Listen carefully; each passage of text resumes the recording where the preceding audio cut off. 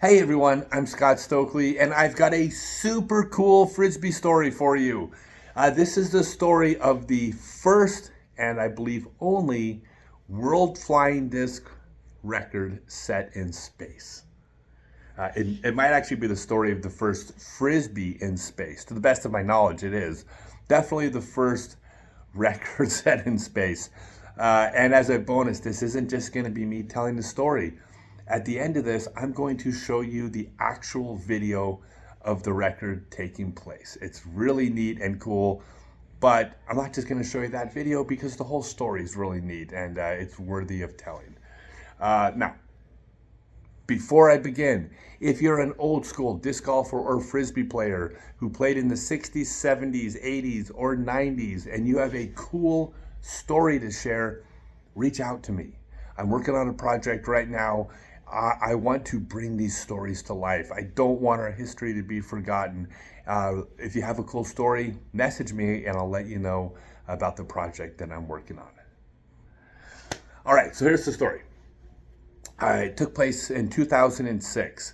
The Svenska Frisbeeförbundet, which is the Swedish Frisbee organization, reached out to Dan Roddick, who was the president of the World Flying Disc Federation, WFDF. One of WFDF's jobs is it oversees all of the flying disc records. In fact, WFDF is the one that sanctions the records and then sends them off to Guinness. So they reached out and they said, we have an overall player named Christer Fuglesang, I hope I'm pronouncing it right, but Christer I know, who's going to be going up on the Space Shuttle Discovery to the International Space Station. He's going to be weightless, and he's going to be doing this big live video for a classroom full of elementary school kids and some universities. And he thought it would be fun to set a record, to set a world record in 0 Gs. And Dan Roddick says that's great, but the problem is it's 0 Gs. So why don't we change it to, instead of a world record, let's call it the Intergalactic record. And every other record out there could be an Earth record because of that darn gravity thing the rest of us have to contend with. But it'll be the Intergalactic record. So what do you have in mind? And he said, or they said, he wants to do MTA. Now, second history lesson. There's an old flying disc sport called maximum time aloft. It was highly competitive in the early days of disc sports. Maximum time aloft, or MTA, is an event where you throw a disc and the moment it leaves your hand, the stopwatches begin, and the goal is to keep the disc up in the air as long as possible before eventually catching it, and then the stopwatches stop. The longer the time, the better you score. And 10 seconds was a pretty darn respectable time. 12 seconds was real good. Well, Don Kane had the record at 16.72 seconds. And this record has stood for decades. I mean, it's insane. 16.72 seconds, crazy. Well, of course, Christer realized, in 0 Gs, it's pretty easy to set that record. All I got to do is let go of the disc and then grab it 17 seconds later. So they said, perfect, that'd be great. Dan Roddick said, you could go after that Intergalactic record.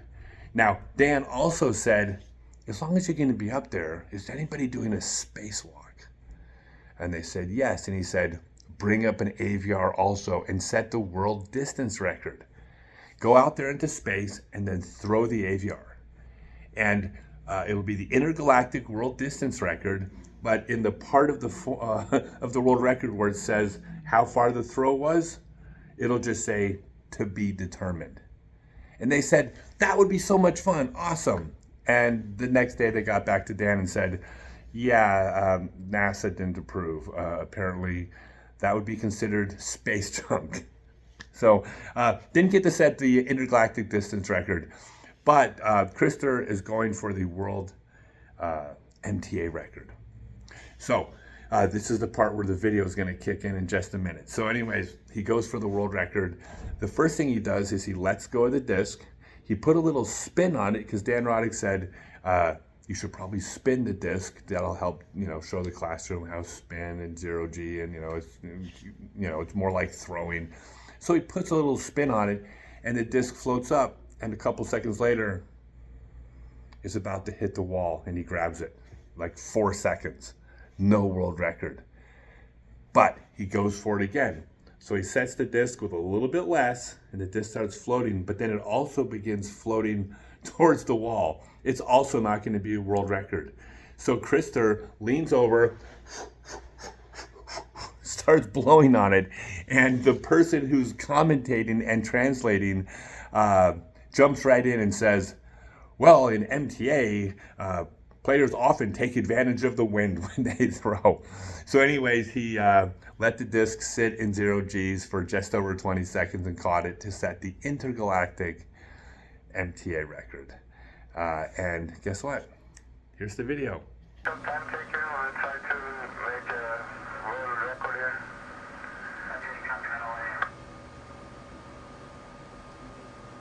Right. Now I need a few trials because sometimes it's hard to get it to stay where you need it to stay. Okay, 3, 2, 1, go.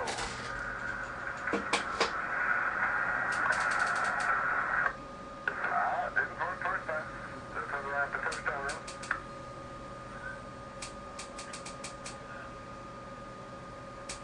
3, 2, 1, go. Man kan använda vinden mycket. You can use the wind a lot when playing Frisbee, so I can blow on it. 10 seconds.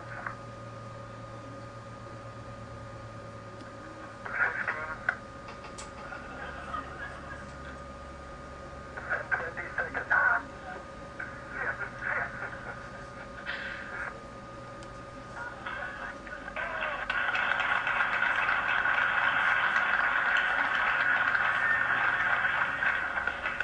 Oh man, I hope you all enjoyed that. That was like, I don't know, I love this old Frisbee stuff. Again, if you have any old stories, message me and I'll tell you all about this project I'm working on. But let's not let our history die, everyone. Reach out to me and let's bring it to life.